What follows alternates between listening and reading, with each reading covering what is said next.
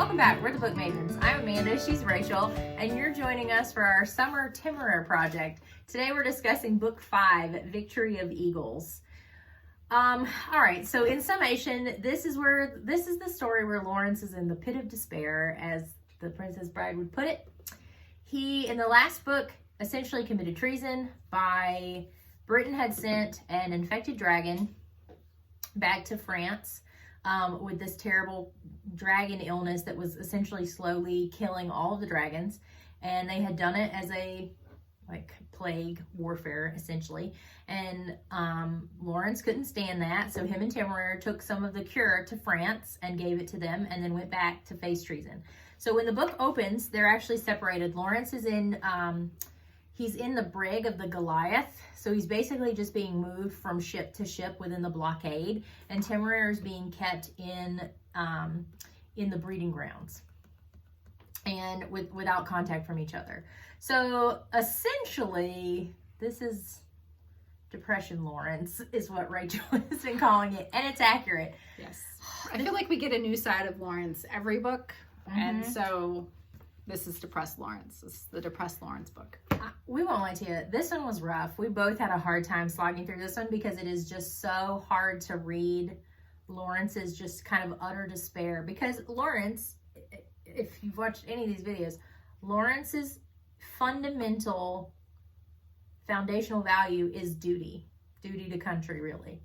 And he is he's very proper, he's very concerned about the people in his care, and he has committed treason, and he knows it, and he was very open about it, and he wants to accept the punishment for it because he's Laurence. He feels he has to make penance or amends or whatever. So for the first part of the book, him and Temeraire are separated, and the blockade is attacked. Napoleon actually invades England in this book, and Temeraire believes that Laurence is dead, and that leads to a whole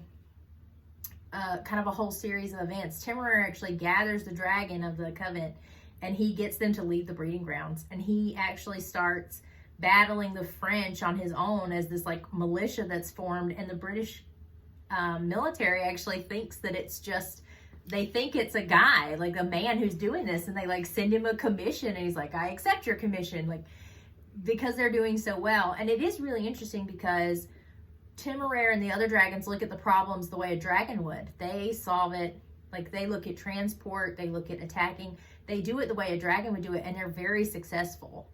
And then eventually Laurence is reunited with Temeraire, which is a beautiful scene.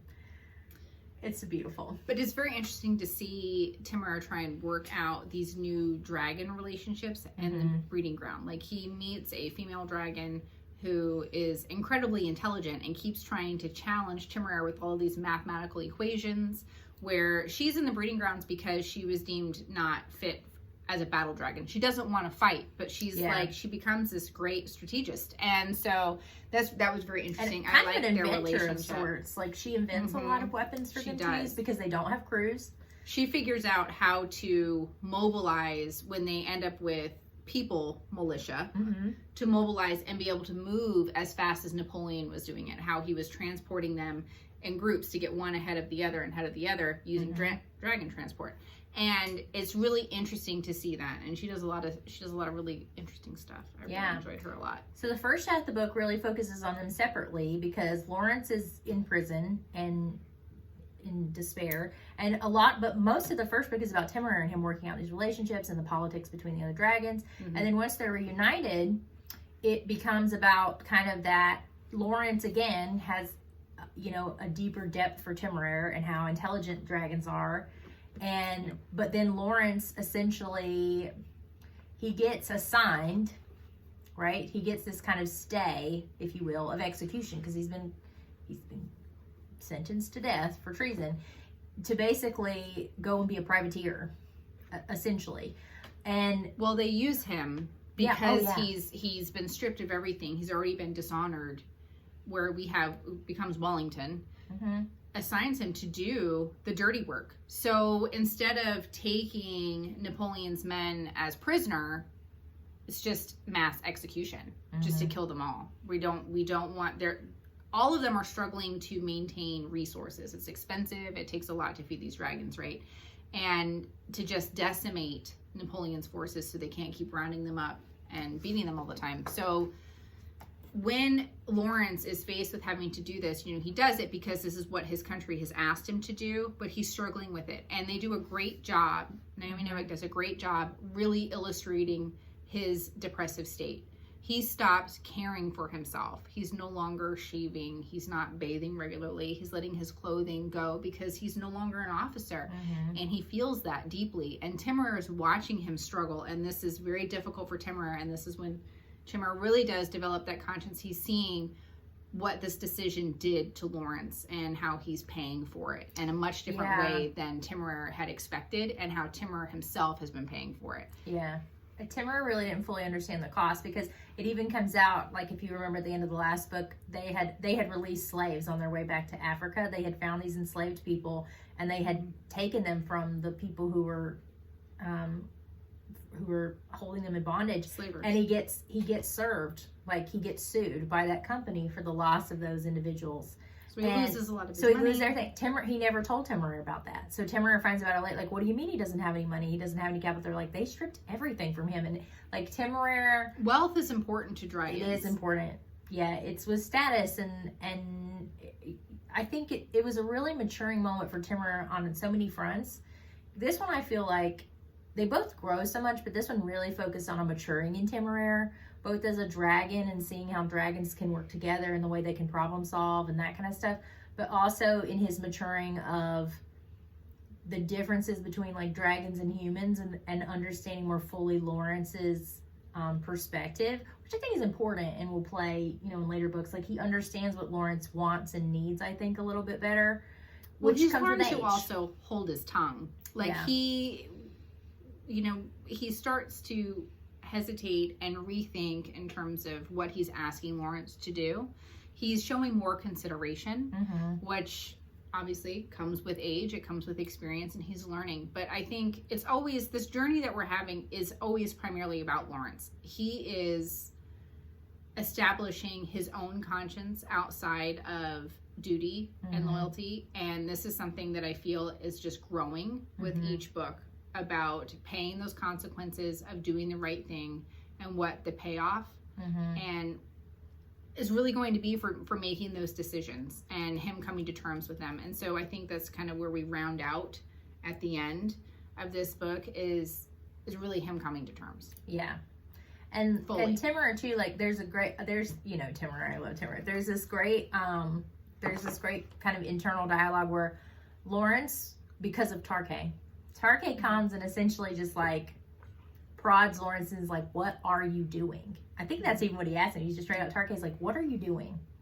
And he's like, I'm doing what I can. I'm doing what I was told, like blah, blah, blah. And Tarke has this great line. He says, perhaps use has reconciled me, or Tarke said dryly, perhaps I simply have less natural inclination to hold myself responsible for the sins of the world rather than for my own. And then Laurence is just like, has this like deep realization of how far he's let himself sink.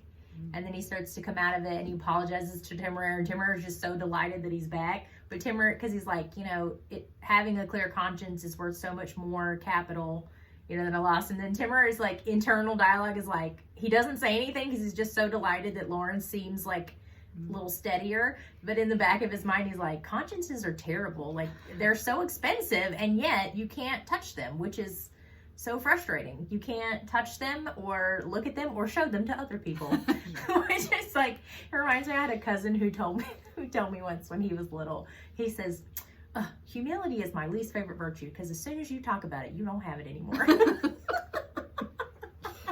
But he's not wrong.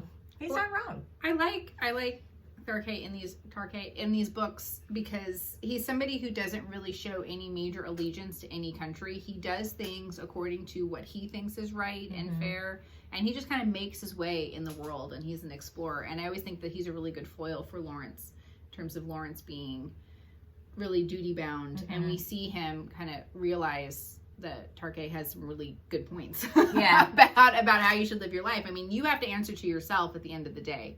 It's not just your country. And so when Wellington does try to push him to do more things, he puts his foot down and says, no, I'm not going to do this. I'm not going to be a butcher. And it really kind of backfires on, because here's the thing, this is again where timing, because you've got to remember the time period and communications. Like Lawrence is like coming to this realization he's going to start demanding payments for the dragons, and it's at the same time when Wellington finds himself in an untenable situation. So he feels like Lawrence waited for this moment when he had no other choice, which is not really what happened. No. But like Lawrence being misunderstood is also a continuing theme. Honestly, we were talking about how he kind of reminds us. Fitz. Yeah, he reminds us of Fitz from Hobbs, where you're just like, everybody just leave Fitz alone.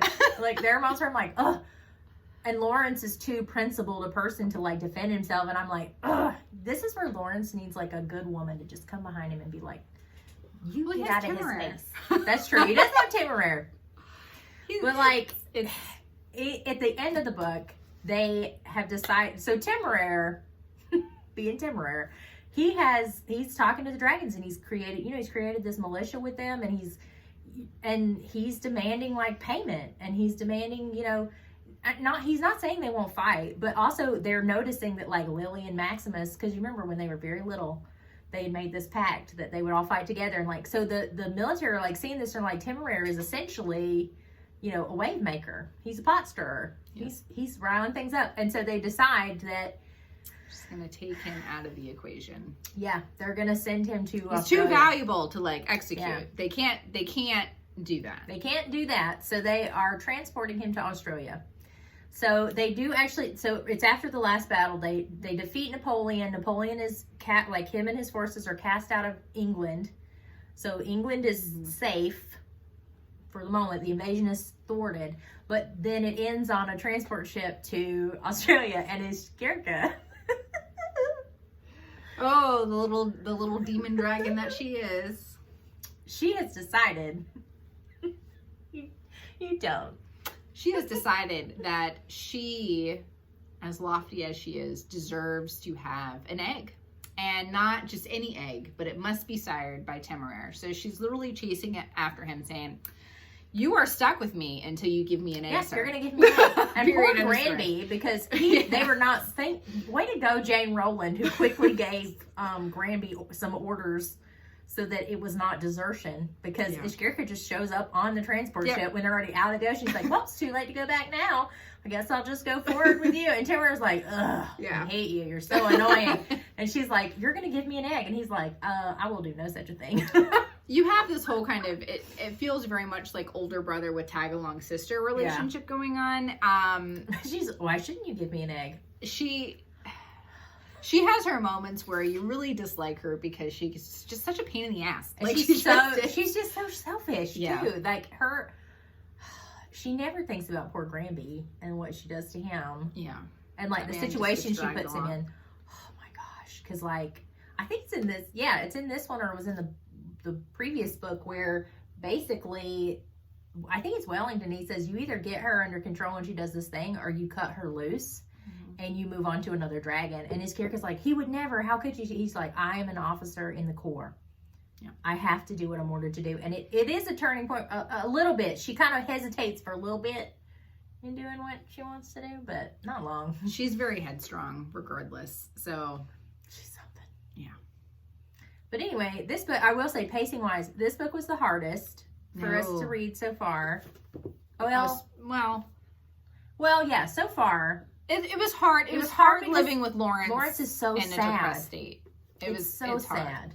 I just had the hardest time with this one because, the whole buildup is that Lawrence is about duty, duty, duty. And then this book was just this was the most emotionally devastating book for me. I had to take a break after this book. Yeah. I had to I didn't start I cried a little in this book. I cried a little. I went on to something fluffy, like just for a hot minute. I was like, I just need a second, because it was just so, it was kind of emotionally devastating. But in the next book, we're going to Australia. Woo! Woo! So we get Outback Lawrence. Yeah, which we're kind of excited about. Yes. Like, I love how much we're traveling in these books too. So next week we will be reading Tongue of Serpents, which is the Australia books. You can see our different covers. And we're going to see how he does in the penal colony. And, what are they gonna do? Who knows? That's the thing too. He's like, well, what do we do? He's like, well, I'm sure there's work or something for us to do, because there's really not fighting there, so they're just kind of like, man, we'll figure it out when we get there. And will Ishkirka get her egg? We don't know. So anyway, we'll see you next time. Bye.